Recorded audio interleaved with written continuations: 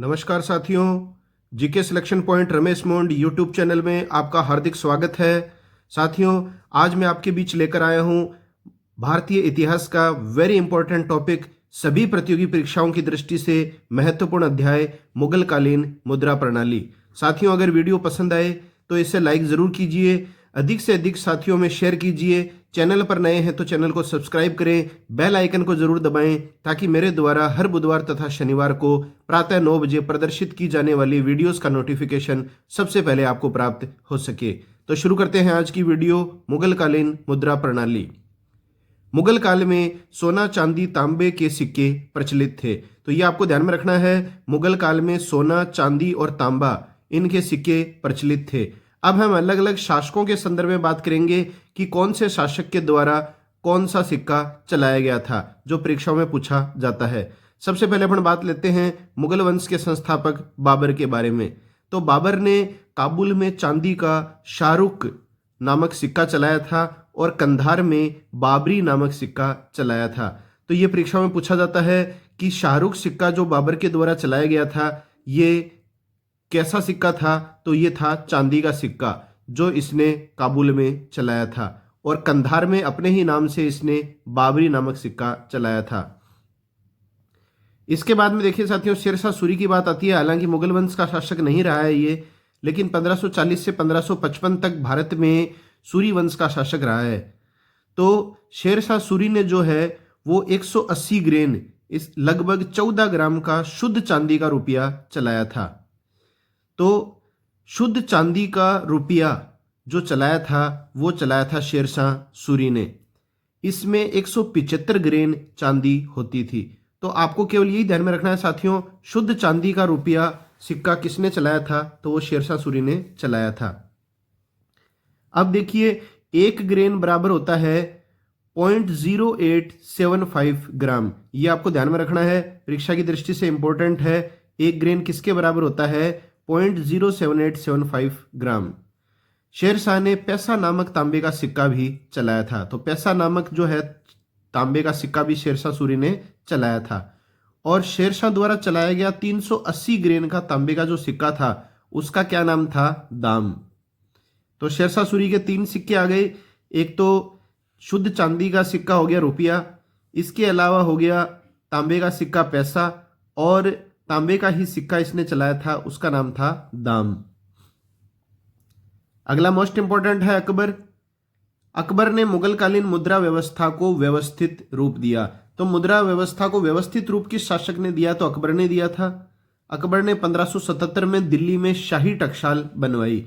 ये प्रश्न आता है, किस शासक ने शाही टकसाल की स्थापना करवाई थी दिल्ली में? तो अकबर ने करवाई थी 1577 में। और इस टकसाल का प्रधान किसे नियुक्त किया? यह भी कई बार परीक्षाओं में आता है। अकबर ने शाही टकसाल का प्रधान किसे नियुक्त किया था? तो ये किया था ख्वाजा अब्दुल सम्मद को। ये अकबर का प्रसिद्ध दरबारी चित्रकार भी था, ख्वाजा अब्दुल सम्मद। अकबर ने अब्दुल सम्मद को उपाधि दी थी शीरी कलम। यह भी आपको ध्यान में रखनी है, शीरी कलम की उपाधि से अकबर ने किसे नवाजा था? तो वो नवाजा था अब्दुल सम्मद को। अब देखिए साथियों, अबुल फजल जो आईने अकबरी का लेखक है, वो क्या कहता है? अबुल फजल के अनुसार अकबर के समय 1575 में सोने के सिक्के डालने के लिए 4 टकसालें स्थित थी, चांदी के सिक्के डालने हेतु 14 टकसालें थी, और तांबे के सिक्के डालने हेतु 42 टकसालें थी। तो सोने के सिक्के डालने के लिए कितनी टकसालें थी अकबर के काल में? तो 4 थी। चांदी के सिक्के डालने के लिए 14 थी, और तांबे के सिक्के डालने के लिए 42 थी। ये संख्यात्मक प्रश्न है, परीक्षा में पूछे जा सकते हैं। अब देखिए, प्रत्येक टकसाल का जो अधिकारी होता था उसको क्या कहा जाता था? उसको कहा जाता था साथियों दरोगा। ये इंपॉर्टेंट है। अब हम बात करेंगे अकबर के द्वारा चलाए गए सिक्कों के बारे में। सबसे पहला जो सिक्का आता है वो है मुहर। कई बार क्या होता है साथियों, परीक्षाओं में ऑप्शन में मुहर नहीं देकर असरफी दे दिया जाता है। तो बात एक ही है, मुगल काल का सर्वाधिक प्रचलित सिक्का रहा है। तो मुगल काल का सबसे ज्यादा प्रचलित जो सिक्का है वो रहा है मुहर। ये आपको ध्यान में रखना है। और अकबर के शासनकाल के प्रारंभ में चलाया गया सोने का सिक्का था ये। अब आपको यह भी ध्यान में रखना है कि मुहर किस प्रकार का सिक्का था? तो ये सोने का सिक्का था। और एक मुहर का जो मूल्य है वो वर्तमान रुपए 9 रुपए के बराबर है। और मुहर का जो वजन है ये था 169 ग्रेन, मतलब 13.30 ग्राम। दूसरा सिक्का है इलाही। ये आपको केवल इतना ही ध्यान में रखना है कि अकबर के द्वारा चलाया गया था और ये सोने का गोल सिक्का था। इतनी सी बात आपको ध्यान में रखनी है। इसका मूल्य कितने के बराबर था ये ज्यादा कोई महत्वपूर्ण नहीं है, तो इसका मूल्य जो था वो 10 रुपए के बराबर था। तीसरा सिक्का जो आता है वो है संसब। ये इंपॉर्टेंट क्वेश्चन है। इसमें प्रश्न आता है संसब सिक्का किसके द्वारा चलाया गया, तो अकबर के द्वारा चलाया गया। और किस प्रकार का सिक्का था, ये सोने का सिक्का था। और इसकी प्रमुख विशेषता जो थी साथियों वो यही थी कि सबसे बड़ा सोने का जो सिक्का जो अकबर ने चलाया था वो संसब था। अकबर के द्वारा चलाया गया सबसे बड़ा सोने का सिक्का क्या था, संसब।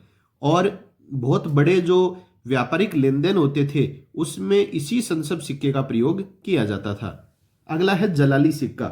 जलाली सिक्का जो है वो अकबर के द्वारा चलाया गया था। यह था चांदी का वर्गाकार या चौकोर सिक्का। चांदी का वर्गाकार सिक्का था जलाली। अगला है दाम। ये जो दाम था ये तांबे का सिक्का था और दाम जो है वो रुपए का 40वां भाग था। अब देखिए तांबे के सिक्के के मामले में 1595 को आधार वर्ष बनाया गया है। तो तांबे के सिक्के के मामले में किस वर्ष को आधार वर्ष बनाया गया है, 1595 को। और ये जो दाम जो सिक्का था ये दैनिक भुगतान में प्रचलित था। वैसे सबसे ज्यादा प्रचलित जो सिक्का था वो मुहर था, लेकिन दैनिक भुगतान में डेली भुगतान में जो प्रचलित सिक्का था वो था दाम। और दाम का वजन जो है वो होता था साथियों 323 ग्रेन। अब देखिए साथियों मोहर, इलाही, संसब, जलाली, दाम, इन मुद्राओं के बारे में हम पढ़ चुके हैं जो अकबर के द्वारा चलाई गई थी। इनके अलावा अकबर ने कुछ सिक्के और भी चलाए थे, ये आपको ध्यान में रखना है। इसमें सुमेलित करने वाला प्रश्न आ जाता है। जैसे इधर तो सिक्के दे देता है दरब, चरण, पंडाऊ, अष्ठा, काला, सूकी, और ये किन के बराबर होते थे ये आपको ध्यान में रखना है। तो दरब जो था ये होता था आधा रुपया के बराबर। चरण होता था रुपए का चौथाई भाग। पंडाऊ जो होता था ये होता था रुपये का 5वां भाग, पै और पै, पंडाऊ और 5वां। अष्ठा जो होता था, अष्ठा आ गया तो रुपए का 8वां भाग होता था। काला जो होता था ये रुपए का 16वां भाग होता था। और सूकी ये होता था रुपए का 20वां भाग। तो ये आपको ध्यान में रखना है, सुमेलित करने की दृष्टि से प्रश्न परीक्षा में पूछा जाता है। अब अगला है अकबर ने असीरगढ़ विजय। 1601 में अकबर ने असीरगढ़ को जीता था और असीरगढ़ विजय की स्मृति में अकबर ने एक सोने का सिक्का चलाया था साथियों।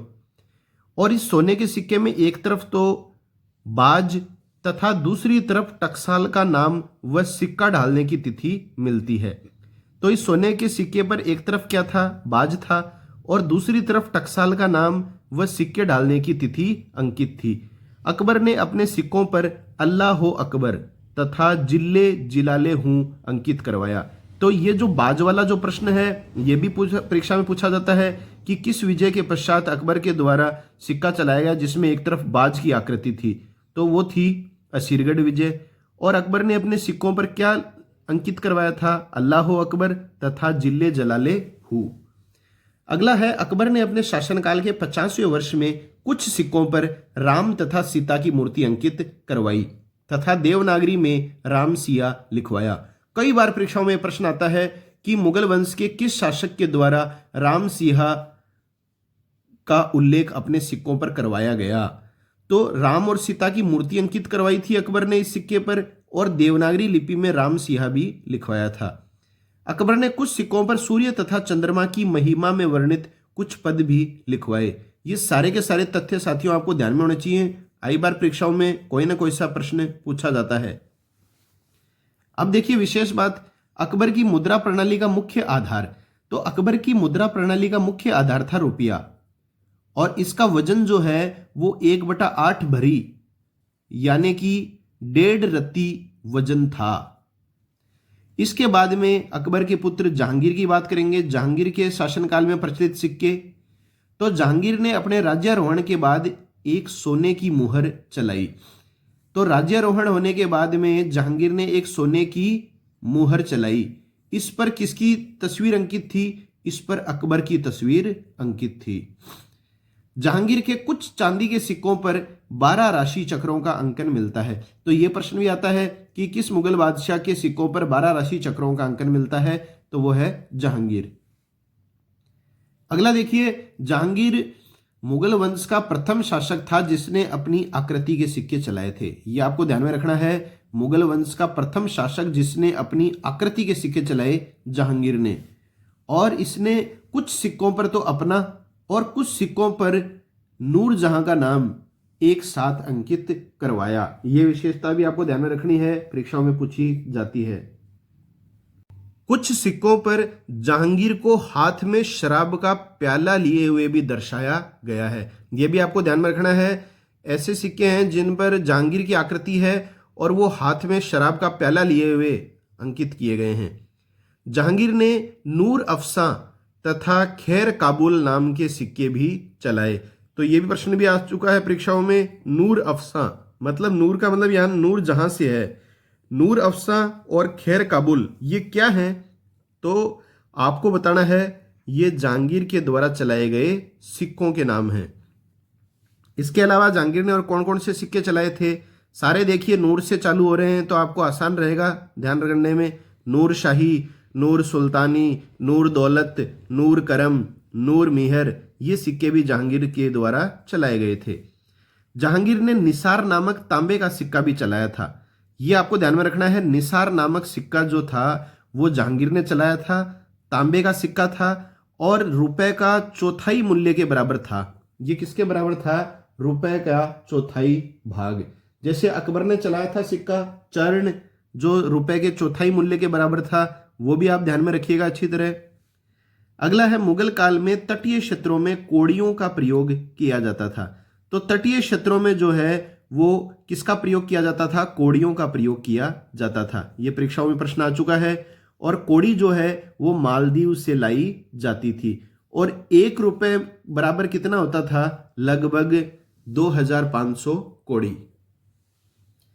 अगला बात करेंगे हम शाहजहां तथा औरंगजेब के शासनकाल में प्रचलित सिक्कों के बारे में।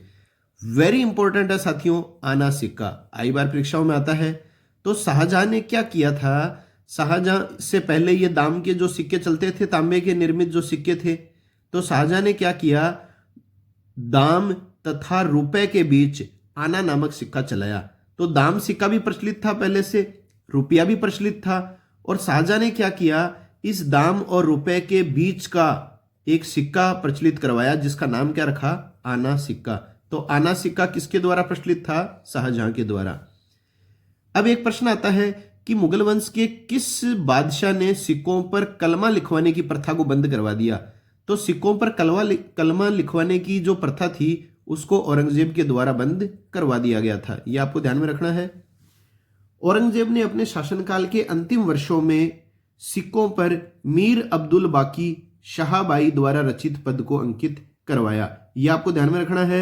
औरंगजेब ने अपने शासनकाल के अंतिम वर्षों में अपने सिक्कों पर मीर अब्दुल बाकी शाहबाई द्वारा रचित पदों को अंकित करवाया था। अब देखिए साथियों, मुगल काल में तांबे का सबसे छोटा सिक्का, यह प्रश्न पूछा जाता है। तो तांबे का सबसे छोटा जो सिक्का था मुगल काल में प्रचलित, उसको कहा जाता था जीतल। क्या नाम था उसका? जीतल। और जीतल जो था वो दाम के 25वें भाग के बराबर होता था। तो दाम का 25वां भाग होता था जीतल। और दाम, मैंने आपको बताया था, दाम जो था वो तांबे का सिक्का था और ये होता था रुपए का 40वां भाग। और दाम जो सिक्का था ये दैनिक भुगतान में प्रचलित था मुगल काल में। और ये जो जीतल था ये दाम से भी छोटा था, दाम के 25वें भाग के बराबर था। इसका प्रयोग केवल हिसाब किताब के लिए होता था। यह आपको ध्यान में रखना है। हिसाब किताब के लिए प्रयुक्त जो सिक्का था वो था जीतल। तो जीतल जो है इसको 2 नामों से और भी जाना जाता है। पहली बात तो आपको पता है ये तांबे का सिक्का था। इसके अलावा जीतल जो सिक्का था उसको फुलूस या पैसा भी कहा जाता था। यह प्रश्न भी आया है परीक्षा में। फुलूस सिक्का जो था वो किस अन्य का नाम था? तो ये जीतल का अन्य नाम था। अब देखिए प्रश्न आता है, मुगल वंश के किस शासक के काल में रुपए की सबसे ज्यादा ढलाई का कार्य हुआ? तो मुगल काल में रुपए की सबसे ज्यादा ढलाई जो हुई थी वो औरंगजेब के काल में हुई थी।